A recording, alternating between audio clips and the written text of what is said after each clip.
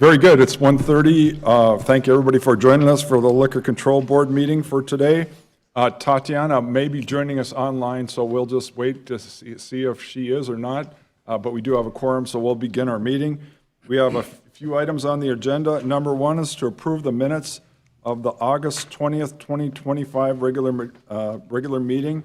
We have the minutes in front of us. If there are any changes or corrections, otherwise we would accept a motion. So move. We have a motion. Do we have a second? Second. We have a motion and a second. Any other comments, changes, or corrections? All those in favor say aye. Aye. Aye. Opposed, same sign. Motion carries. Number two is to review liquor applications, and there are none, so we'll move on to number three, Police Department monthly report and general report. If you wouldn't mind introducing yourself when you come up, we'd appreciate that. Thank you. Certainly. I'm Troy Hannig. I'm the captain of our professional standards division. So Captain Christensen had another meeting today, so he wasn't going to be able to make it, so he asked that I come in his stead. So That's great. just a couple of incidents to cover today as far as the monthly report, not a whole lot for August. First one was on August 3rd. So while investigating the shooting that took place outside of District 64, detectives did review surveillance video as a result of that investigation. During the course of that, they observed one of the suspects from that evening, the homicide suspect from 4702 16th Avenue South. They observed him going into District 64 at around 12:24 a.m. At that time, the bouncer didn't check his ID, and detectives know that suspect to be 20 years of age. During the course of the review of the other footage, they did find periods of time where there was 5 to 8 patrons that went in without getting their IDs checked by the bouncer as well. So can I ask you a question? So then obviously there's more serious crimes taking place here, but then is there a follow-up with that? Because we've had issues in the past, and actually fairly recently they've been doing a fairly good job. But if you don't mind me asking, what is the next step with that? Definitely. We did actually have officers go and try and issue citations as a result of that. They weren't able to make contact with the either the owner or the bouncer. To my understanding, the bouncer actually is no longer employed there. So they are pursuing charges through a long-form complaint on that. Okay. Next incident occurred on August 16th at Side Street Grill. During this incident, officers were dispatched out there. They had a citizen report that there was a wanted individual in the bar, or in or around the bar. Officers went out there. They made contact with the manager. It sounded like the manager said, no, that person isn't here.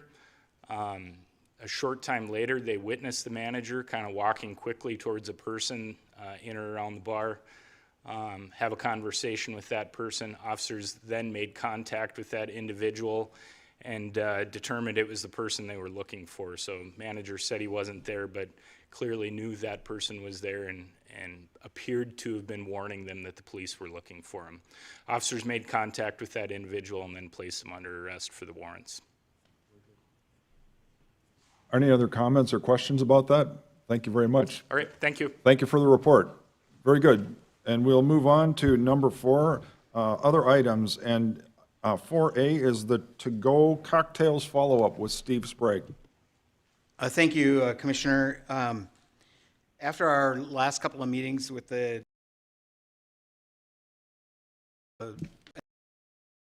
legal regulations that need to be followed, I reached out to Joel at Proof, and he sent back a real detailed email that kind of explained all of the steps that you'd have to go through in order to do that. Then there's also the discussion of the old three-legged stool, where you can be a retailer, a wholesaler, or a manufacturer, you know, and where they would fit in with this. And my understanding is that they decided to just pursue selling the mix in stores or that type of thing. And even with that, there's it's highly regulated again. So just wanted to kind of have that follow up and close that loop, so that we know that they're not gonna move forward with the two cocktails. So can I ask Steve, so then you contacted them and explained this, and so then they understand the reason, and so Yep. were they comfortable with the outcome or were they understanding of what happened? I'd say understanding of all the, the details, and appreciated the follow-up, so. So, and I will say, so a lot of those things were what Bob talked about when we initially had the conversation, and so I appreciate, but it was also good for us. I think we learned something more about it, so thank you for doing, that's part of our job, I guess, to find out what exactly the laws were, so thank you for doing that. Yeah. So would you say they were state laws or federal laws or kind of a combination of both? Combination, mostly federal. And I'm really appreciative that in this community, we have people with such high expertise, that have gone through this path before, and willing to share that knowledge with us. Certainly, it's way beyond anything that I know or understand, so I appreciate that. Thank you. Any other comments or questions about that topic? Otherwise, do you have anything more? Otherwise, we'll move on to the next thing. Yep. Okay, moving on to number 4, proceed change to e-permit fees. So this subject came up actually at a finance meeting where we discussed the possibility of changing our e-permits. Those e-permits are event permits, so they allow you to take your license off the licensed premise for a given period on a certain day. What we currently have been charging is $25 plus $10 per day.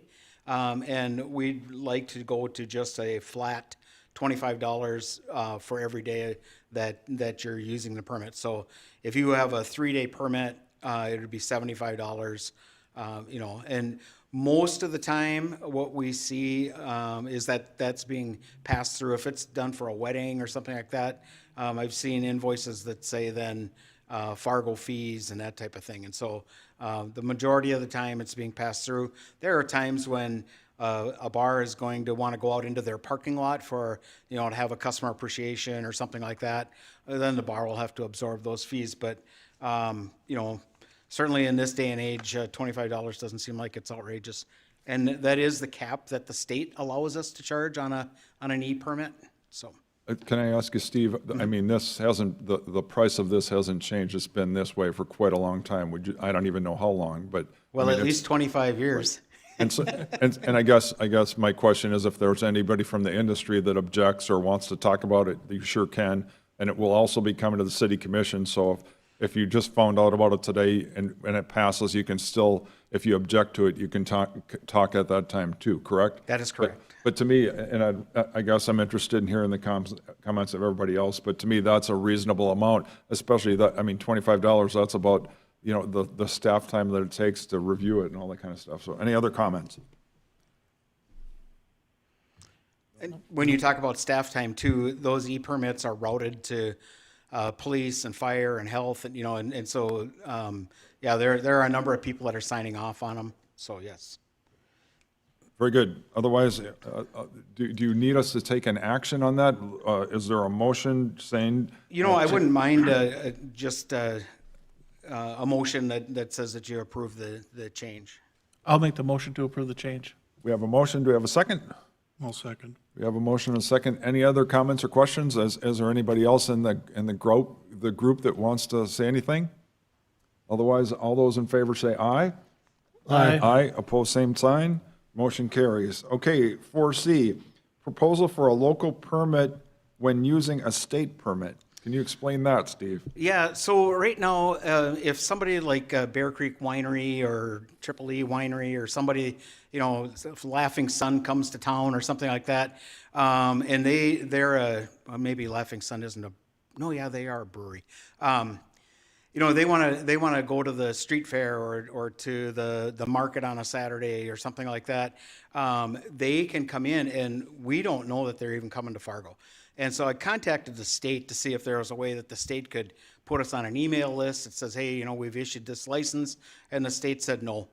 They won't consider it. So so the other alternative, and the state said this too, is locally you can have a permit for those kind of vendors and that type of thing. At the same time, Can I ask you a question, Steve? But isn't this like an e-permit basically? Because I think it would be important for us to know, just like you said, from the standpoint of health department, police department, all those things, to know if they're having an event or something, just for not only the liquor control of it, but the other reasons. Yes, absolutely. And where it kind of rose to that level, or that level of concern, was we're looking at a permit, like a road closure permit application, and we're going to do something that's online. Hopefully, we're still working through some of that. But part of that process would be, are you going to close the road? Yes, do you need tents up or not, that type of thing, because tents are approved by fire. Are you going to have alcohol? And then under that alcohol would be, they would check yes, and then, are you a local permit or a state permit? And then, so through that online application process, then we would get one notification, but then it would also trigger, we feel that they should come and pay a fee. If Front Street Tap Room is part of Street Fair, they pay a fee to take their license off premise, and yet, somebody can come from out of the city and not pay any fees to the city. And so we're still working with that. We're not ready to present anything at this time. I just, wanted to kind of get it in front of you so you guys are aware of kind of what's going on. And it does tie into this other bigger project that we're working on with the street closures and the applications involved with that. Amplified sound is in that application also. So, yeah. Very good. I think that's excellent. I think it's a good idea, and it's also good for the industry to be aware of what's going on too. But I do think that's just from the fairness point of view too. If your local people have to follow the rules, but somebody else doesn't, that doesn't really seem fair. So. Well, and it really became problematic for PD when they would go down to the market, and here's a outside vendor, and they don't know or understand our rules either, and they don't even have their license displayed that they got from the state, and so it just really is causing a lot of confusion, and so we want to clean that up and make sure that we get that done correctly. Very good. Any other comments or questions on that? Otherwise, we'll move on to 4D, wine accessory license. So this is something that we've talked about for a couple of months now, and we talked about it as maybe being like a limited off sale or something like that. And as Nancy and I were working through what some of the guardrails might be on this, we really don't want to call it an off sale, but maybe an accessory. And it's a license that is an add-on license to other classes. We've got a template or a proposal that I laid down on your desk up there with the 251506. And calling this one a double E, and the class is wine accessory license, or WAL. And then, so this would allow the holder of a class F, FA, FARZ, G, I, or W, so somebody that's already licensed to sell wine, to now sell the wine as if it were an off sale, as an accessory to the on-sale service provided at the time of the sale. So somebody comes in, has a meal, and then they want to take a bottle of wine back to their room if they're at a hotel or something like that, or they come in and purchase items. We also have, excuse me, I'm got my mind going 4 different ways at the same time. We also laid down some pictures here for you of what market concept on 8th Street South is looking like at Nicole's.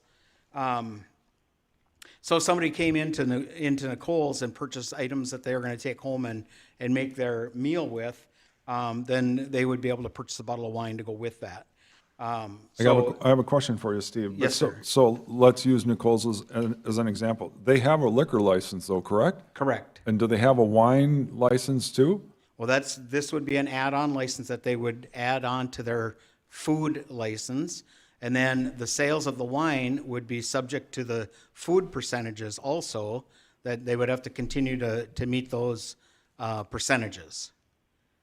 But I guess I'm just confused so once again, you use Nicole's, then why don't they just get a wine license instead of creating a new new subsection, I guess. So I'm- we don't currently have a wine off-sale license.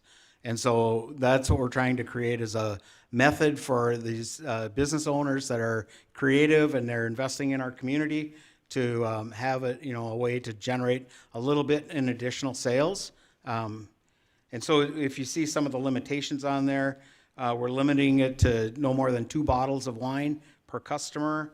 And again, they would have to be, the sale of the wine would have to be in addition to the sale of something else. So if they go to Nicole's to the market, they'd be purchasing some cheese or some bread or, something like that to go along with the wine. If they are at Mungata, they would have a meal and then take the wine back up to their room at Bruhala, that type of thing. Steve, these stories are getting way too, to me, we're getting way too specific. I mean, these are all, sound really nice, but at the beginning, it was just when they had to reseal a bottle and things like that. That didn't make sense. But to me, all the rest of this is like, either you can sell wine on and off sale, or just buy that instead of if you're having a meal or going to go cook something or buying some cheese. It's like, to me, a lot of this is just getting to be a little bit too much. But that's just one person's opinion. So anybody else have any comments? Yeah, I agree, David. It's, with all respect to Nicole's, I mean, they do serve wine on premise if somebody's having a croissant and some cheese or something, right? I think, package stores can't sell cheese, So, I mean, where does this end? I'm not sure, but I guess I would be against this at this point anyway. So I guess I would have to agree. I just think we're getting so many of these confusing things. It's like you're a bar or a restaurant, you have an on and off sale. That's it. The rest of this is minutia, and we want to have support businesses, but it's like. And then the other thing you can say is, well, if it's wine, then how about liquor? So I mean, And it's beer, just. yeah. No, I agree. I don't see how this would be, I think it'd be so difficult to monitor it. Also, where would it start and where would it end? And nothing against Nicole's. I love Nicole's and then some of the other businesses that would make sense to do it. But I get with the hotel, like with Drecker, where downstairs you can order glasses of wine and beer and whatnot, but just go to the off sale and get it there. And the other thing is, for the police to try to enforce this, I mean, it's like, that would be an impossibility, especially if you're a police officer going in and counting bottles of wine and with your meal. Because that's what we're doing. We're creating laws to enforce, and to me, we're just getting way too far down the rabbit hole. That's just my opinion. Any other comments or questions? Go ahead. So If you don't mind, just give your name Oh, yeah, I'm and. sorry. I'm Nikki Berglund, and I am one of the people that would also benefit from this license. If you recall a few months ago, the reason we originally wanted this was because they're actually and I know this has been talked about for years, we don't have options for these off-sale licenses.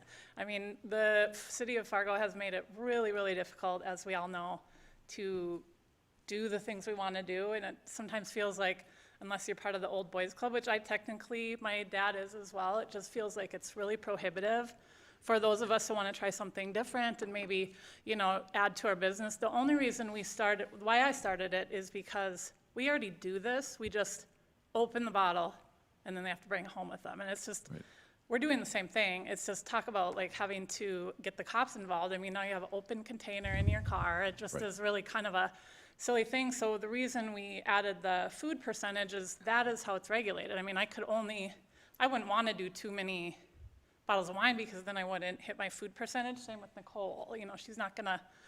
She isn't going to be able to go crazy with this. There's 2 microphones, so you can come up here. So if you don't mind me asking, so I recall this and totally support the whole thing of, it doesn't make sense to have to pour out reseal bottles and all. So I think we support that. But this just seems so much extra. And to me, I get the concept and what you're trying to accomplish, but do we really need to do all this? That's my question for you. Well, I wonder if Steve, like, I think why Steve was making, talking about these things is just using like what we actually would be doing. Like, so for me, I'm obviously in Drecker, and we wanted to have it because we do get quite a few, you know, people staying in the Drecker Hotel, and then we have a wine bar. And so it would be really nice just to, you know, participate in some of the things that we do for the hotel, where you can get a little, you know, basket of wine with your cheese when you check in, or, you know, there's all sorts of little things like that. But it's just more of like an easy customer addition. I mean, for me, as a liquor store owner, I'm not trying to shoot my own self in the foot either. I'm not trying to screw up my own business. It's just, you know, if it's a way for people to be, it's a convenient way for people to do it. Now, Nicole can also do it for people. She just has to open the bottle, put the thing on, you know, so we were just trying to think of a license that would not become off sale because, you know, and I know Steve had suggested that we cannot have, which we thought I know it works for me, I know it's not quite as good for you, but where we can't have a cooler because then that takes away from the, you know, the kids.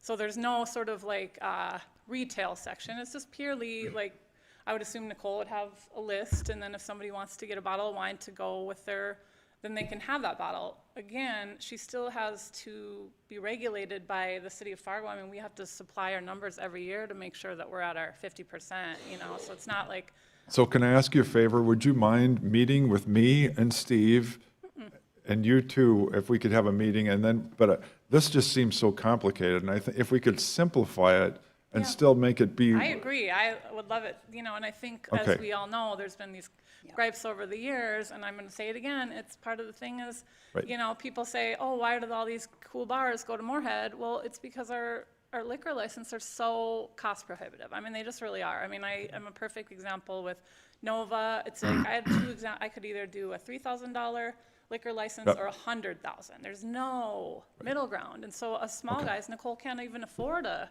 Okay. off-sale lag. I mean, none Wait, of us can. Go ahead. Well, all I would like to say is the retail concept that you've got the pictures in front of you, really it's a convenience. We're selling glasses of wine. I've got the wine dispenser. You stop in. If you like the bottle of Chardonnay in the wine dispenser, my staff's going to say, can you sell me a bottle of wine to take home? We have to say no. The only way we can do it is, like she said, let me sell you a glass, so we have to open the bottle. Well, then we'll recork it, and you can take that home. Right. Well, that's a workaround to the current rules, which if you would let us sell the bottle, that's all we're gonna do. I don't want my retail space to turn into a huge off-sale of liquor. That's not the goal here. It's actually even a draw to come into my business because you're on your way home, picking up a cake, picking up a tray to go to a party. You don't want to drive to Bernie's. You don't want to drive to Costco, Happy Harry's. It's too far away. It's convenience.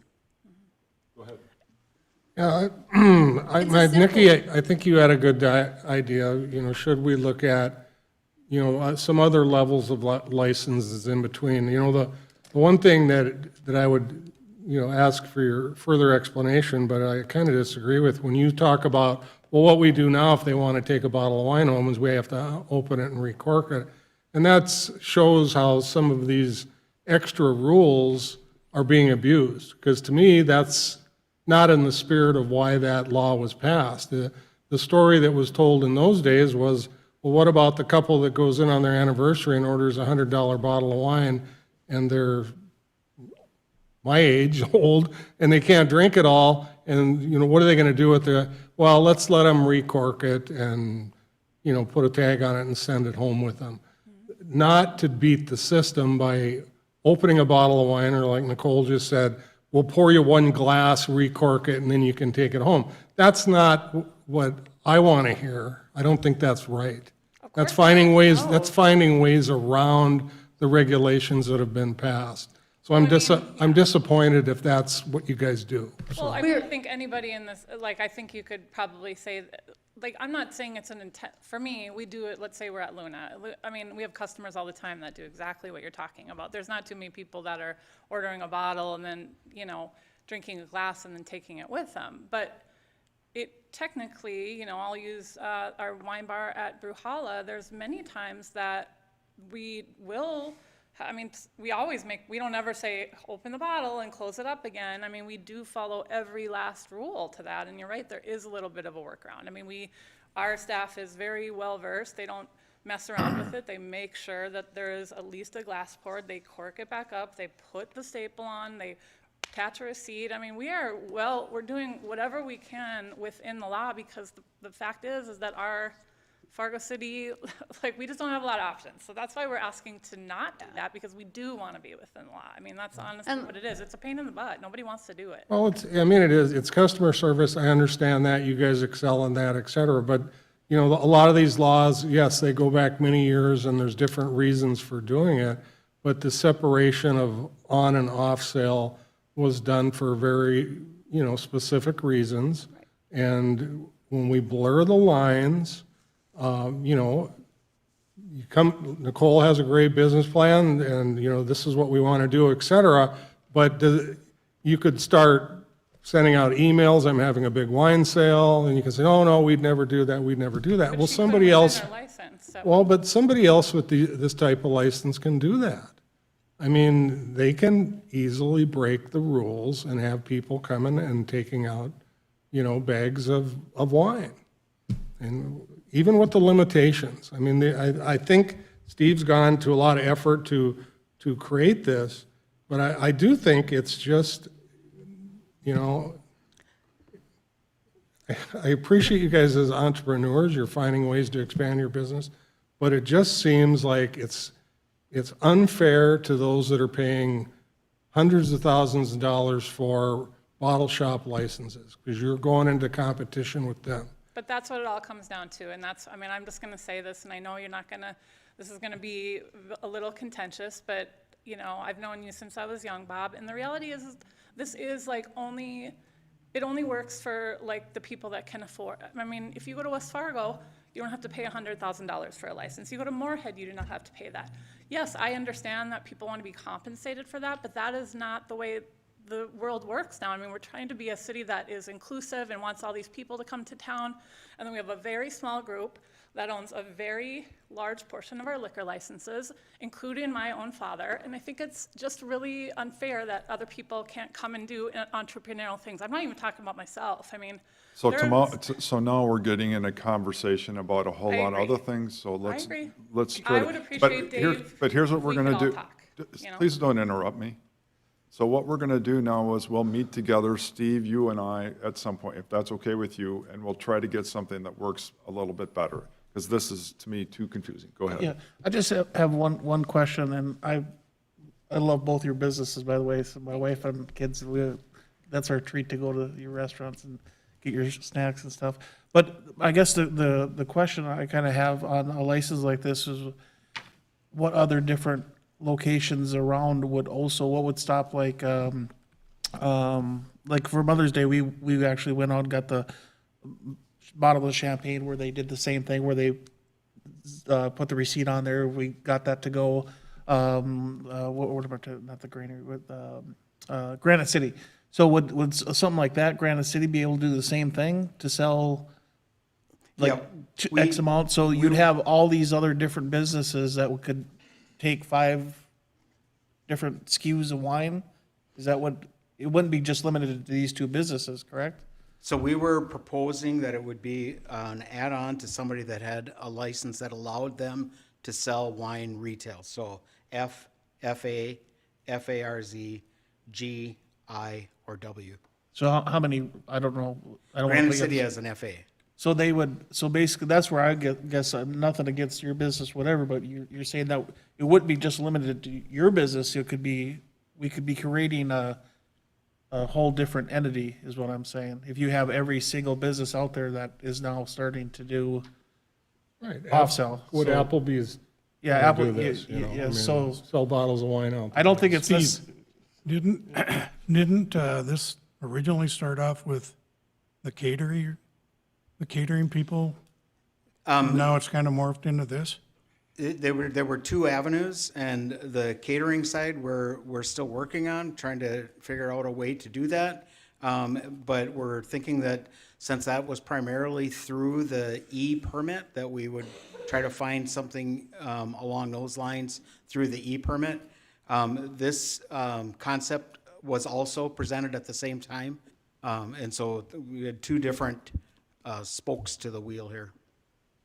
So I do appreciate you bringing up this topic, and I just think it's clear we need some more work on it. And I do think a meeting in a small group would help us to be a little bit more, and once we get a little more clarified, then we'll bring it back. If that's okay with you and the committee, I think that'd be a good plan. And the other thing is, any of you would be invited to attend if you want to, too. So if that's okay, Steve, that'll be kind of our plan. You're going to be in charge of organizing the place to meet and all that, but I just think that would be a good step, if that's okay with you. Is that satisfactory with you? That is satisfactory, thank you. Okay, very good. Steve? We just have to limit the number of committee members. Oh, yes. Right, we can't, No. have- otherwise we have an open meeting again. So- We don't want to get in trouble with Nancy, and That's if right. we did, then we would have to have a public notice of the meeting. So she Yeah. will keep us on our toes with that, so we will make sure we follow the rules. Yeah. Okay, are we ready to move on to the next one? And that's 4E, charities owning liquor establishments. Steve? And I just wanted to bring this one up so we can start thinking about it and whether or not we want to put any limitations on something like this. It's been brought to my attention that in Grand Forks, there's a charity that purchased one of the bigger bars in Grand Forks. And then I'm pretty sure there's one or two charities that own bars in West Fargo. At this point, we haven't had any charities that have applied for a liquor license, but just want us to be thinking about that. Is that something we have any concerns with? Do we want to put any limitations on that? So I have a question for you, Steve. So they're like nonprofits, then they own, and so then they also like own gaming licenses too? Yep. Wow, that's interesting. So, any other comments? To me, that strikes me as a slippery slope, and it would be very. There's a lot of things about that I would have lots of questions about, but I don't know. I think it would be interesting to learn what is going on and what are the rules that these other cities are. Go ahead. Yeah, it's a giant can of worms. It's being handled different ways in different parts of the state. I think, and it's expanding. I think recently there's been some more bars bought. There's so many issues that I think it would have to, I'd be glad to write a list of issues that people have talked to me about. There's a lot. But then and I guess- again, that's how times change. Maybe that, I'm always the old fuddy-duddy sticking to the old rules sometimes, but yeah, there's some major concerns here. And I guess it would be interesting, just from the legal perspective as well, the technical liabilities and all those kinds of things. So I do think it's something that we should at least learn more about. And if there's anybody out in the audience that has comments or advice or opinions about it, I think it'd be good. But Steve, if you don't mind, just to start gathering information and maybe start out by just having the specifics. How many are there right now, and it seems like, to give you an example, like the license, then who holds the license? And do you know what I mean? Just that alone would be complicated. So. It's hard to do a background check on a charity because there are no people that own it. You can't own a charity. Well, like a lot of nonprofits, they have a board of directors, and most of them are volunteers. So then do you have them all have to go through a background check for the liquor license? So anyway, that's just one Well, thing. I'm not sure, but my understanding is the state is doing a study on this right now, that there's pro and con, there's a conversation going on out there. So I think we'll hear more about this too, but I think it's smart, Steve, for you to bring awareness to this, because it is coming, and it's getting bigger, fast. I agree. I think it's got the potential of becoming something that, could just get out of control in a hurry, so, yeah. So I just think this is, like you said, it's informational, and so, but I do think it's important for us to be on top of it. So you can just kind of keep us updated and keep the information coming to us. So, any other comments or questions? Otherwise, item 4F is other items. We have a group joining us from NDSU, which obviously that's a good place. Can you tell us where you're from and what the class is? Not all at once. Come on now, don't be shy.